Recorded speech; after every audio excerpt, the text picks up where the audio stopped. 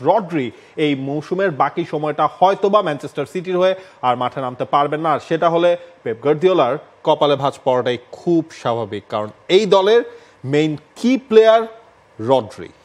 এবং আর্সেনালের সঙ্গে ইনজুরি নিয়ে মাঠ ছেড়েছিলেন রড্রি, এবং পরে গিয়ে একদিন পরে জানা গেছে এই ইনজুরিটা ACL এর, এবং যেই ACL ইনজুরি তাকে পুরো মৌসুমের জন্য ছিটকে দিতে পারে।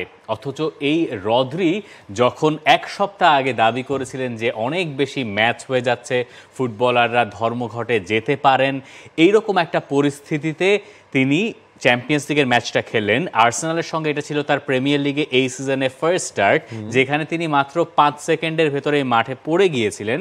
তখন অবশ্য অন্য একটা ইনসিডেন্ট, এরপরে ফার্স্ট হাফে যখন তিনি মানে ইনজুরিতে পড়লেন 21 মিনিট বা 22 মিনিট এক্স্যাক্টলি, তখন বোঝা গেল যে তিনি হাঁটুতে ভালো চোট পেয়েছেন। তখনও আঁচ করা যায় না যে এত গুরুতর, কিন্তু তার যে এক্সপ্রেশন সেটা বলছিল হয়তো সিরিয়াস কিছু হয়েছে। সেটা পরে গিয়ে শঙ্কা যেটা সিটি ফ্যানদের ছিল সেটা সত্যি হয়েছে, যে রড্রি পুরো মৌসুমে গেলবার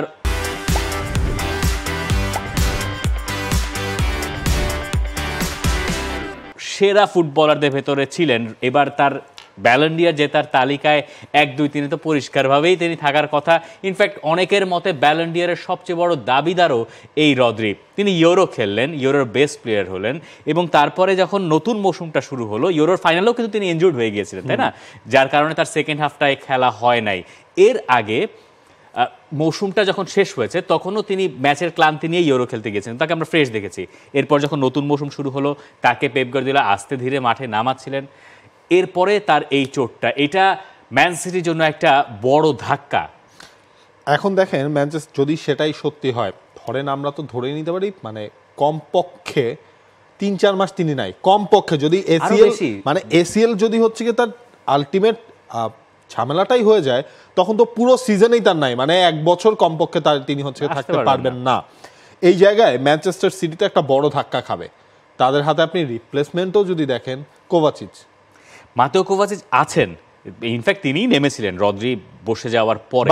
এর আগেও আমরা দেখেছি যে ম্যাচগুলো রড্রি স্টার্ট করছিলেন না, তখন তাকে নামানো হয়েছে। আবার আরেকটা জিনিস হতে পারে, জন স্টোনসকে ওইখানে আবার খেলানো যেতে পারে। কিন্তু আপনি যাই করেন না কেন, আপনি যখন প্রিমিয়ার লিগ, চ্যাম্পিয়ন্স লিগ, আবার ক্লাব বিশ্বকাপ এত কিছুর জন্য লড়ছেন, আপনার দলের নিউক্লিয়াস যখন রড্রি, আপনি যখন খেলাটা ডিকটেটই করেন এরকম একটা ফুটবলার দিয়ে, এবং অনেকে বলেন যে এইরকম ফুটবলার দেখাই যায় না, আছেনই একজন। তো সেই ফুটবলারকে যখন আপনি পাচ্ছেন না, এইটা ম্যান সিটিকে যদি এই মৌসুমে শেষ পর্যন্ত মানে কোনো শিরোপা ম্যান সিটি না যেতে, ধরেন প্রিমিয়ার লিগ না যেতে, দেখা যাবে সবচেয়ে বড় কারণ হয়ে যাবে রড্রির না থাকাটা। কথা হচ্ছে রড্রিকে কি করে রিপ্লেস করবেন পেপ গার্দিওলা। আগেরবার আমরা দেখেছি কেভিন ডি ব্রুইনা নাই, তারপরে হচ্ছে যে ফিল ফোডেনও পরে আসলেন। তো এই ইনজুরিগুলো গার্দিওলা টেক্কা দিতে পেরেছিলেন, তার কাছে অপশন ছিল, কিন্তু রড্রি এমন এক প্লেয়ার, তার কোনো রিপ্লেসমেন্ট নাই। এবং এখন ধরেন এই মোমেন্টটায় আপনি যদি ম্যানচেস্টার সিটিকে দেখেন, এই মোমেন্টে কেভিন ডি ব্রুইনা ইনজুরিতে, হ্যাঁ আপনি হচ্ছে রড্রিকেও পাচ্ছেন না, রড্রিও ইনজুরিতে পড়ে গেছেন। একটু মনে হয় তাল কেটে যাওয়া আছে না পেপ গার্দিওলার, এখন হয়তো একটু তাল কেটে যাওয়ার একটা শঙ্কা রয়েছে। কারণ ওই যেটা আপনি বলছেন যে ডি ব্রুইনা ইনজুরিতে পড়েছে, তার রিপ্লেসমেন্ট আপনার দলের মধ্যে আছে, কিন্তু রড্রি তো রড্রি, মানে এটাই হচ্ছে এখন পেপ গার্দিওলার হবে সবচেয়ে বড় চ্যালেঞ্জের নাম। দেখা যাক আসলে মিড সিজনে তারা দল বদলে আর একটু বেশি আগ্রহী হয় কি না, নাকি মাতেও কোভাচিচকে নতুন কোনো পজিশনে খেলিয়ে পেপ গার্দিওলা তার ম্যাজিকটা দেখিয়ে দেবেন। ম্যানচেস্টার সিটির লিগ কাপে ম্যাচ রয়েছে, অবধারিতভাবেই সেখানে আপনি রড্রিকে পাচ্ছেন না।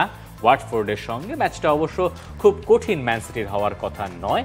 চেলসিরও ম্যাচ রয়েছে লিগ কাপে, এবং একই সঙ্গে অ্যাস্টন ভিলা তারাও এই মঙ্গলবার রাতে অর্থাৎ আজ রাতে মাঠে নামছে।